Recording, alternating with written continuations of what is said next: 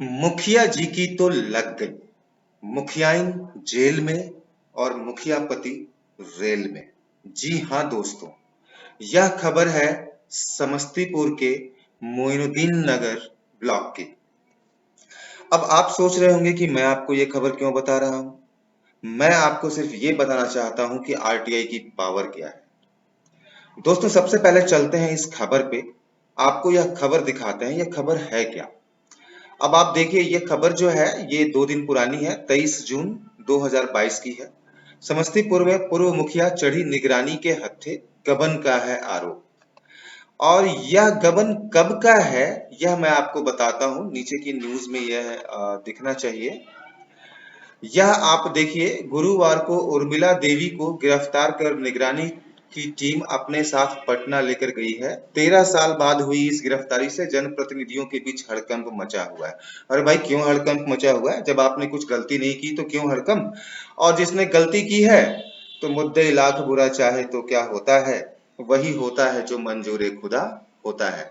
तो मेरा ये कहना है दोस्तों कि 13 साल बाद भी सूचना का अधिकार का इस्तेमाल करके मैडम जी को जेल जाना पड़ा, और उस काम के लिए जेल जाना पड़ा जो शायद उनको पता भी नहीं होगा। क्योंकि हमारे यहाँ तो बिहार में आपको पता है कि मुखिया जी यदि मैडम है तो कंट्रोल तो मुखिया पति का होता है या सरपंच पति का होता है। तो करनी धरनी तो जो भी होगी वो मुखिया पति की होगी, और बेचारी मुखियाइन आज जेल में है। तो सबसे पहले दोस्तों ये समझना होगा कि आरटीआई है क्या, और आखिर इसमें ऐसा क्या है जो बड़े बड़े लोग डरते हैं इससे। एक सिंपल सा चीज है आरटीआई, और वो है राइट टू इंफॉर्मेशन, यानी कि सूचना का अधिकार। सबसे पहले मैं उन लोगों को धन्यवाद देता हूं जिन्होंने मेरी पिछली वीडियो देखी और मुझसे संपर्क भी किया, हमारे आरटीआई वॉरियर्स ग्रुप में जुड़ने के लिए इच्छुक हैं। बहुत बहुत धन्यवाद उनका और बहुत बहुत स्वागत है उनका। और जो लोग नए हैं उनके लिए मैं आज फिर से थोड़ा सा एक इंट्रो देने वाला हूं, और साथ में मैं उनसे रिक्वेस्ट करूंगा कि वो हमारे चैनल को सब्सक्राइब कर लें, और यदि ये वीडियो अच्छी लगी तो प्लीज उनको लाइक भी कर दीजिएगा, पेज को फॉलो कर दीजिएगा। आप जहां भी ये वीडियो देख रहे हैं आप लाइक जरूर कीजिएगा यदि आपको अच्छा लगे, तो इससे हमें थोड़ा सा मनोबल मिलता है। तो चलिए अब चलते हैं राइट टू इंफॉर्मेशन की तरफ। कुछ नहीं है, सिंपल है। आप कोई काम कराना चाहते हैं, सपोज कीजिए आप एक बिल्डिंग बनाना चाहते हैं, और आप इस बिल्डिंग के लिए आपने एक ठेकेदार को ठेका दे दिया, और ठेका दिया, ठेके में बाइफरकेशन किया हुआ है कि भैया इस काम के इतने पैसे, इस काम के इतने पैसे, इस काम के इतने पैसे। आपने उसको पैसे दे दिया, और अब वो उसने पूरा काम किया नहीं, अब आपसे वो और पैसे मांग रहा है। आप क्या करोगे? आप उससे हिसाब मांगोगे कि भैया बताओ, हमने तुमको इतना पैसा दिया था, उसका बाइफरकेशन दो, कहाँ कहाँ तुमने खर्च कर दिया, मैं और पैसे रिलीज करता हूँ। राइट? डिट्टो आप इसको एक तरीके से आरटीआई एक्ट जो है उसको आप इसी तरीके से जोड़ सकते हो कि हम जो भी सामान खरीदते हैं या जो भी सेवाएं लेते हैं, हम उसके ऊपर सरकार को कुछ न कुछ टैक्स देते हैं। और वो टैक्स क्या है? वो टैक्स है जो हमारे ही पंचायत के लिए, हमारे ही प्रखंड के लिए, हमारे ही जिले के लिए, हमारे ही राज्य के लिए जो डेवलपमेंट का काम होता है, उस डेवलपमेंट के काम में उन पैसों का इस्तेमाल होता है। जो सरकारी खर्चे होते हैं उन पैसों में उसका इस्तेमाल होता है। तो भैया अब हमने टैक्स दिया है, और टैक्स के पैसे का कुछ एक योजना के तहत जो है हमारे पंचायत में कुछ होना है। तो अब तो ये तो हमारा हक बनता है कि हम उसका हिसाब मांगे कि भैया बताओ, तो हमारे योजना में जो है हमारे पंचायत में कुछ बनना था, और उसके लिए जो है वो 20 लाख रुपए आए थे, और बताओ कहाँ खर्च किया। तो एक छोटा सा मैंने आपको एक एग्जाम्पल दिया है कि इस तरीके से आप जो है सूचना मांग सकते हैं, और जैसे ही आप सूचना मांगेंगे तो वो तो भाई ऑन रिकॉर्ड आप पेपर मांगेंगे, बताओ भाई आपने ये फॉर एग्जाम्पल उदाहरणार्थ मैं आपको बता दूं कि नल जल का योजना आजकल चल रहा है घर घर में बिहार में, आपको पता है। तो नल जल में भैया जो आपने पाइप इस्तेमाल किया है उस पाइप की क्वालिटी क्या है, और जो सरकारी नियमावली कहती है उसके हिसाब से पाइप की क्वालिटी क्या होनी चाहिए। जो पाइप है वो जमीन के कितने अंदर से आपके पंचायत में गया है, और नियमावली के हिसाब से जो आपके पंचायत सचिव ने या वार्ड मेंबर ने जो उसमें रिपोर्ट भरी होगी उसके हिसाब से वो कितने नीचे लेके गए हैं। तो यहीं पे वो दूध का दूध और पानी का पानी हो जाता है। अब मान लीजिए कि यदि पाइप जो है वो उसने बहुत घटिया क्वालिटी का लगाया हुआ है और नियमावली में लिखा हुआ है कि भैया इतने गेज का लगाना है, इतने एमएम का लगाना है, ये लगाना है, तो वो वहां पे झूठ नहीं बोल सकते। वो यदि झूठ बोलेंगे तो फंस जाएंगे और सच बोलेंगे तो वो फंस ही रहे हैं। तो इस तरीके से जो है आप, अब होगा क्या इसमें, आप अपना आपने सूचना का अधिकार के तहत आपने सूचना मांगी और वो भाई साहब क्या करेंगे, वो भाई साहब सूचना देने से तो डरेंगे क्योंकि वो फंसेंगे। तो वो क्या करेंगे, वो पहले सिस्टम को सही करेंगे, यानी कि जो उन्होंने गलती की है वो कोशिश करेंगे कि उस गलती को मैं सही कर लूं, ठीक है। और सही करके उसके बाद फिर वो आपको जवाब देंगे कि हाँ सर देखिए जो आपने क्वेश्चन पूछा था उसके तहत जो है ये तरीका हमने इस्तेमाल किया है और ये पाइप लगाया है। आपका काम तो हो गया ना। आपका मकसद क्या था? आपका मकसद था कि हमारे पंचायत का, हमारे वार्ड का डेवलपमेंट हो और सही तरीके से हमने जो पैसा टैक्स के रूप में दिया और वही पैसा जो हमारे पंचायत के लिए एलोकेट हुआ उसका सही से इस्तेमाल हो, और वो हो गया।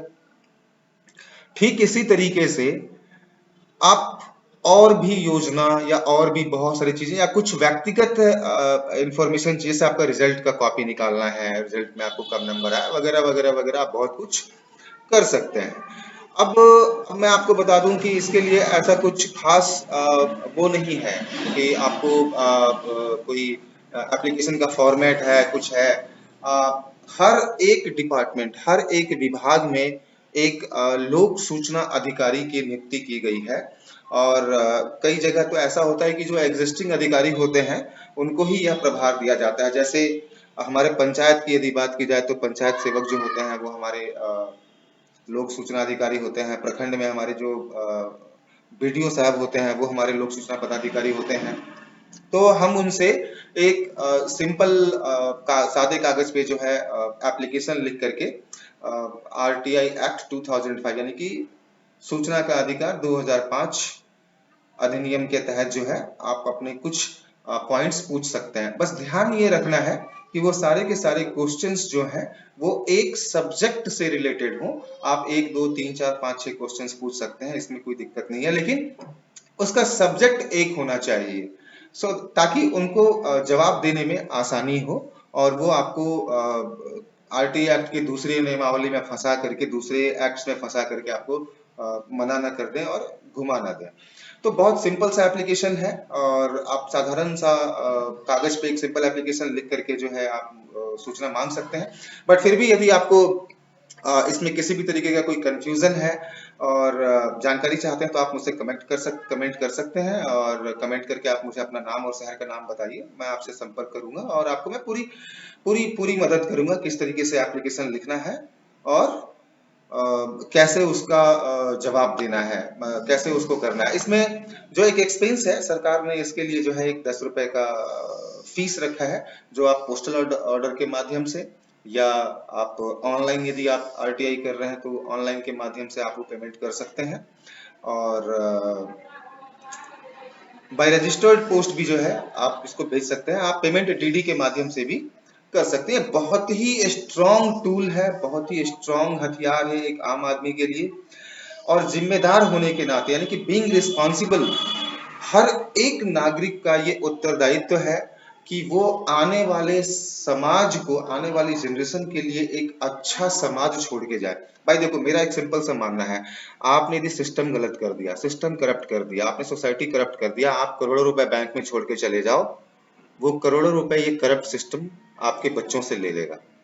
पर यदि आपने सिस्टम को सही कर दिया, आपने सोसाइटी को सही कर दिया, आप 2 लाख रुपए ही छोड़ के जाओगे ना अपने बच्चों के लिए, तो वो 2 लाख से ना 2 करोड़ बन सकते हैं सही तरीके से भी। तो एक बहुत ही कारगर और कामगर हथियार है ये सूचना का अधिकार। और मैं अब आपको अगले वीडियो में भी कुछ बताने जा रहा हूं। अगले वीडियो में मैं आपको जो आरटीआई एक्ट की बहुत सारी धाराएं हैं उसके बारे में मैं आपको बताऊंगा और किस तरीके से, किस धारा के तहत आप क्या सूचना मांग सकते हैं, किस धारा के तहत आपको मना किया जा सकता है, किस धारा के तहत यदि कोई लोक सूचना पदाधिकारी आपको मना करता है तो आप अपील कर सकते हैं, किस धारा के तहत यदि मान लीजिए आपने गलत डिपार्टमेंट में एप्लीकेशन डाल दिया है तो ये उनकी जिम्मेदारी है कि ये एप्लीकेशन जो आपने उनको दिया है सूचना का अधिकार के तहत, वो सही डिपार्टमेंट तक उनको फॉरवर्ड करे, और वो भी 5 दिनों के अंदर। बहुत सारी ऐसी जानकारी है। मेरा ये मानना है कि अवेयरनेस जो है वो 90% प्रॉब्लम का सॉल्यूशन है, और वही एक बीड़ा मैंने उठाया है। मेरे साथ आरटीआई वॉरियर्स की बहुत सारी टीम जो आरटीआई वॉरियर्स में जुड़े हैं, और बहुत सारे लोग जुड़ रहे हैं। वो सब लोग मिलकर के अवेयरनेस क्रिएट करने का काम कर रहे हैं हम लोग, ताकि ज्यादा से ज्यादा लोग जो है वो इस सूचना के अधिकार का इस्तेमाल करें, और अपने अपने वार्ड को, पंचायत को, प्रखंड को, जिला को एक अच्छा और बेहतर बनाएं। एक छोटा सा होमवर्क दूंगा आप लोगों को, और वो होमवर्क कुछ नहीं, बहुत सिंपल सा है। आपको सिर्फ ये बताना है कि आरटीआई एक्ट यानी कि सूचना का अधिकार अधिनियम 2005 के किस एक्ट के तहत, किस सेक्शन के तहत हमें एप्लीकेशन देना होता है। अब आप लोग फटाफट गूगल कीजिए, सर्च कीजिए, और हमें कमेंट करके बताइए कि आरटीआई एक्ट 2005 के किस धारा के तहत हमें एप्लीकेशन देना होता है। इसके अलावा आप लोगों को जो भी जानकारी चाहिए, यदि आप आरटीआई वॉरियर्स, जो हमारी आरटीआई वॉरियर टीम है, ग्रुप है, उससे जुड़ना चाहते हैं, कमेंट करके बताइए। कोई कंफ्यूजन है, कोई जानकारी चाहते हैं, कोई एप्लीकेशन लिखने में आपको मदद चाहिए, आप हमें बताइए। आपके यहाँ प्रॉब्लम क्या है, आप हमको बताइए, मैं आपकी मदद करूंगा, गाइड करूंगा कैसे आप उसको सुधार सकते हैं। दोस्त, भाई, चाचा, बिहार हमारा है, सुधारना हमें ही पड़ेगा। मैं बार बार कह रहा हूँ, गांव हमारा, घर हमारा, जगह हमारी, लोग हमारे, सुधारना भी हमें ही पड़ेगा, बीड़ा तो उठाना पड़ेगा। आइए मिलकर, साथ मिलकर एक अच्छे बिहार की तरफ अग्रसर होते हैं। अगले वीडियो तक के लिए आपसे विदाई चाहता हूं। नमस्कार, धन्यवाद।